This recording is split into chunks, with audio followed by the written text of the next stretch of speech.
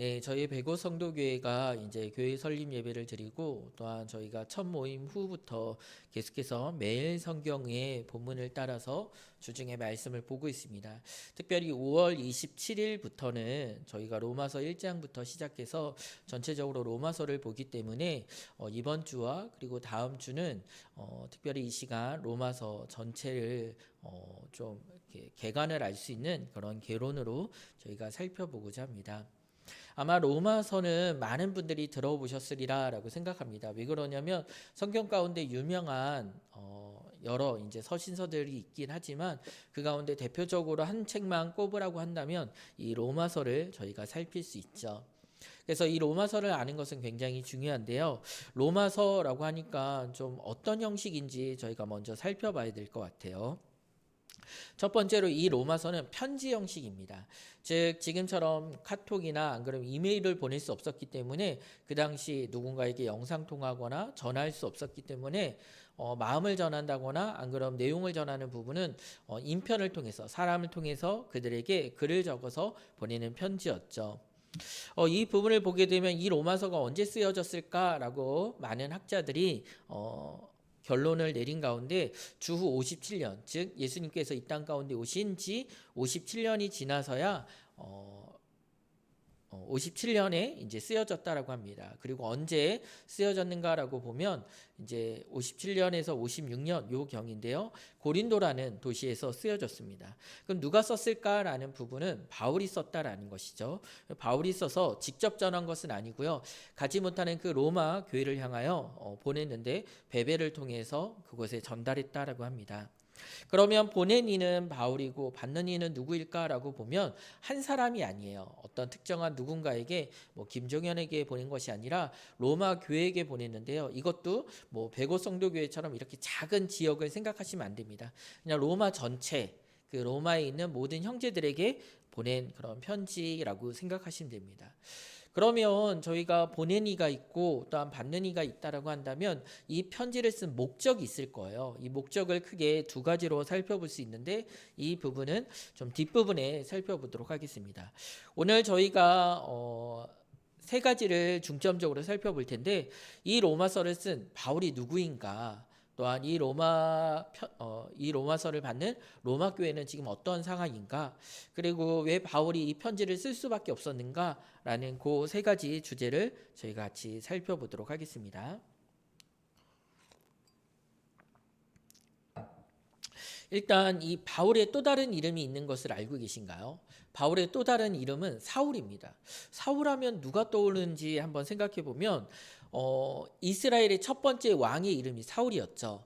그 사울이 어떤 지파였냐면 이제 베냐민 지파였습니다. 근데 놀랍게도 이 바울은 또 다른 이름이 사울인데요.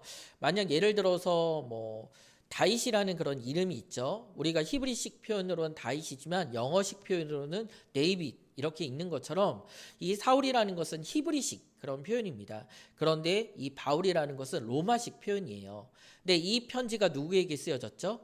로마 사람들에게 쓰여졌죠. 그렇기 때문에 사울이라고 소개하기보다는 바울이라고 소개하는 부분이 더 편합니다. 그리고 당시 이런 헬라식 표현이 굉장히 자유롭게 사용돼 있었고 또 이방인의 사도로 세워졌기 때문에 사도행전 9장 이후부터는 대부분 이렇게 바울이라고 표현되어 있습니다. 이 바울은 이제 베냐민 지파였죠. 그리고 베냐민 지파는 이스라엘의 12지파 가운데 속했던 사람인데 실제로 그는 어디서 태어났냐면 예루살렘에서 태어나지는 않았습니다. 길리기아 다소 소아시아 지역에서 태어났는데요. 거기는 이제 로마 땅이었죠. 그리고 로마 시민권자로 태어나게 되었습니다. 당시 로마 시민권자는 굉장히 많은 특혜들이 있었는데요. 이런 부분들은 나중에 한번 기회가 되면 한 번 더 소개를 하도록 하겠습니다. 또한 그는 로마 시민권자일 뿐만 아니라 유대 공회원이라고 이렇게 나와 있습니다. 이 부분은 뭐냐면 유대의 굉장히 지도자들 그룹 가운데 한 명이었다라는 것이죠. 그리고 그는 스스로 모세 율법의 열심이었다라고 얘기하고 있고요. 또한 가말리엘이라는 그 당시 굉장히 뛰어난 학자의 제자로서 말씀을 배웠다라고 말합니다. 그리고 바리새인이라고 얘기하죠. 바리새인은 철저히 율법을 따르는 그런 사람들이었는데요. 또한 그는 어떤 일을 했냐면 스데반, 즉 예수님을 따르던 교회에 굉장히 일곱 집사 중에 한 명이었던 그 스데반의 죽음 가운데 증인이 되는 그런 사람이었습니다. 즉 이 말은 무엇이냐면 그는 철저한 유대인이었고 또 예수님을 핍박하던 그런 사람이었다라는 것이죠. 그런데 그가 어떻게 로마서를 쓰게 되었을까라는 부분은 저희가 사도행전 9장에 보면 이런 표현이 있습니다. 사울이 길을 가다가 다마스쿠스 가까이 이르렀을 때에 갑자기 하늘에서 환한 빛이 그를 둘러 비추었다. 그는 땅에 엎드려졌다. 그리고 그는 사울아 사울아 내가 왜 나를 핍박하느냐 하는 음성을 들었다. 그래서 그가 주님 누구십니까 하고 물으니 나는 내가 핍박하는 예수다 라고 얘기를 했습니다. 여기서 아주 중요한 표현이 있는데 그것은 무엇이냐면 주님 누구십니까 라는 것입니다. 지금 사울이 어떤 인물이라 그랬죠? 모세 율법을 따라서 가말리엘의 문화에서 철저히 바리새인으로서 율법을 따라 배우는 사람이었습니다. 그리고 하나님을 향한 열심이 있었죠. 그런데 지금 앞에 일어난 하늘에서 환한 빛이 그를 비추는 그 일, 그리고 하늘에서 사울아 사울아 내가 왜 나를 핍박하느냐라는 그 음성이 들었을 때 사울의 반응은 무엇이었냐라고 한다면 주님이라고 부른 거예요. 지금 이 자리, 이 현상, 이 부분이 무엇이냐면 주님께서 나를 부르신다라는 것을 알게 되었죠. 그래서 놀랍게도 나는 내가 핍박하는 예수다라고 얘기했을 때 지금 나에게 나타나서 말씀하시는 그분이 바로 성자 하나님 예수님이신 것. 자기가 핍박하고 또한 그 예수님을 따르는 무리들을 괴롭혔는데 죽이기까지 했는데 이 부분에서 바울이 만났을 때 자신에게 말하신 분이 예수님이신 것을 알게 되었다라는 것입니다. 그러면 저희가 몇 가지 좀 생각을 해봐야 돼요. 춥나요? 몇 가지 생각을 해보는데 첫 번째는 무엇이냐면 구약에서는 어떻게 했나요? 구약에서는 예수님이 오실 거에 대한 계속해서 예표, 그림자를 보여주었어요. 그럼 사복음서는 어떤가요? 예수님의 탄생부터 예수님의 죽으심과 부활을 기록한 마태, 마가, 누가, 요한복음이라는 부분이 있죠. 즉 구약에 하나님께서 우리의 구원을 위하여 구원자 메시아를 보내주시겠다라고 계속해서 말씀하셨던 그 일들이 사복음서에는 눈에서 실제로 일어나게 되는 거예요. 구원이 직접 일어났죠. 그 로마서는 어떤 부분일까요? 앞에 하나님께서 주신 약속, 그 다음에 사복음서, 예수님에 대한 그 생애, 그 모든 부분들을 알게 되고 나서 이 로마서를 보게 되면 이 로마서는 또 다른 복음서라는 거죠. 그래서 많은 사람들이 이 로마서를 제5의 복음서라고 이렇게 얘기하고 있는데요.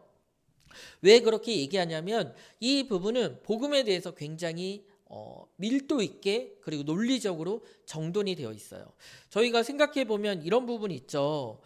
예수님의 12제자들은 예수님을 바라보면서 어땠을까요? 그냥 처음에는 뛰어난 훌륭한 선생님이구나, 랍비구나 라고 따랐어요. 그러다가 예수님이 행하시는 기적과 이적을 보면서 저분은 누구실까라고 궁금해하죠.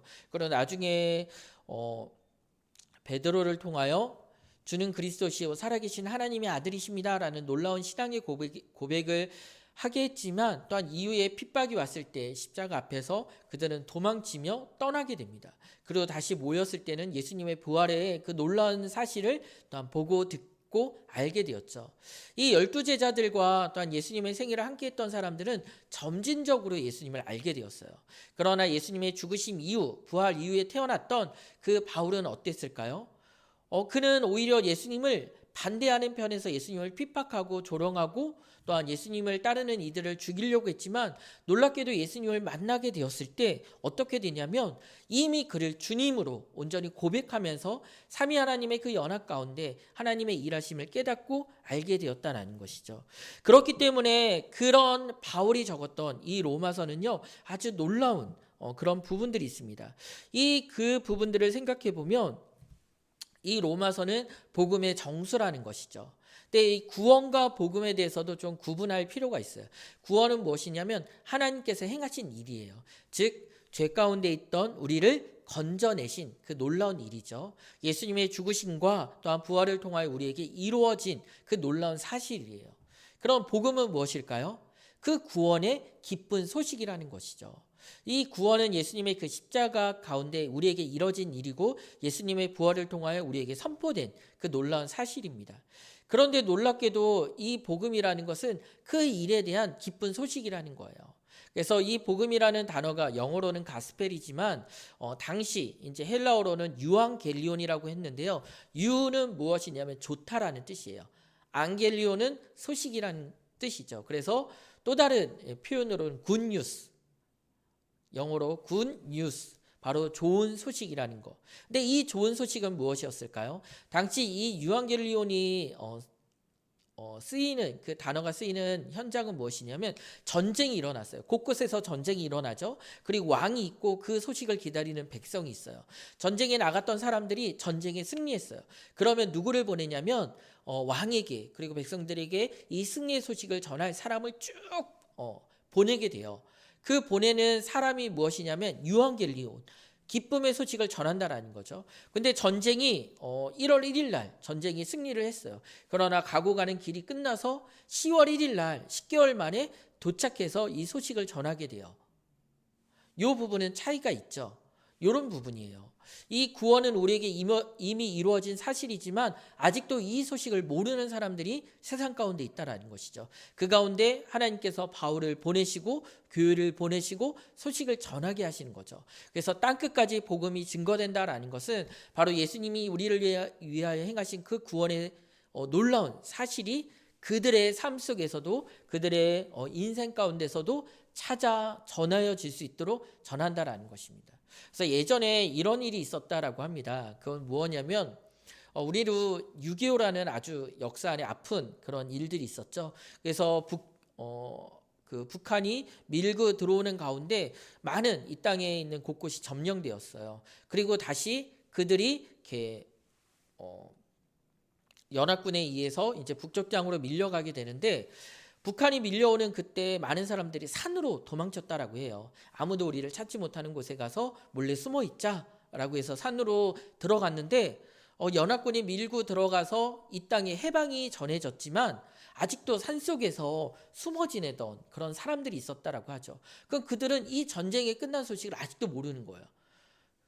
해방이 되었고 또한 구원이 이루어졌지만 이 소식을 모르는 가운데 살아가고 있죠. 그럼 누군가 이 소식을 전해줘서 그 북한 그 공산당이 다 물러갔어. 이제 우리가 다시 고향 땅에 와서 회복하고 마음대로 살아도 돼. 너희들 이 산속 깊숙한 곳에 아무도 없는 이곳에 숨어 있지 않아도 돼. 라고 얘기해주는 그 일들이 필요하죠. 이 일들을 또한 바울을 통하여 하나님께서 일하시고 또한 역사하셨는데 이런 그 복음의 소식이 가장 잘 정돈되어 있는 부분이 바로 이 로마서라고 합니다. 그래서 이 로마서를 복음의 정수라고 얘기하죠. 그래서 이 로마서를 읽다 보면 무엇을 깨닫냐라고 한다면 예수님에 대해서 깨닫게 되고 우리에게 이루어진 이 구원이 어떻게 펼쳐졌는지, 즉 이 구원의 소식이 나에게 어떻게 적용되는지 기쁨의 소식이라는 거죠. 전쟁이 끝났으면 뭐라고 얘기할까요? 우리가 이겼다라고 얘기하죠. 그럼 우리에겐 두려움이 사라지는 부분이죠. 그리고 고향 땅에 전쟁이 일어났다라고 한다면 우리가 이겼다 전쟁에 승리했다라고 한다면 고향으로 다시 돌아갈 수 있는 것입니다. 그렇기 때문에 이 복음의 소식을 들을 때 우리가 죄 가운데서 그 죄의 무거운 짐에서 벗어버리고 구원의 은혜들을 날마다 누릴 수 있다라는 것이죠. 그래서 루터는 이 부분에 대해서 로마서를 보면서 무엇을 깨달았냐라고 한다면 어떤 율법에 따라서 나의 행위에 따라서 이 구원이 내게 주어진 것이 아니구나. 이 구원은 오직 예수님을 통하여 우리에게 주어졌구나. 그럼 우리는 그 예수님을 믿음으로 구원을 받는구나 라는 이신칭의 놀라운 신앙의 고백을 하게 되죠. 그래서 믿음으로 구원받는다라는 것이 바로 이신칭이라는 것이고 또한 우리가 그 믿음으로 날마다 순종하며 살아가야 된다라는 것이 또한 로마서에 잘 나타나 있습니다. 그래서 루터가 종교개혁을 할 수 있었던 그 동기 중에 하나가 이 로마서라고 얘기하고 있는데요.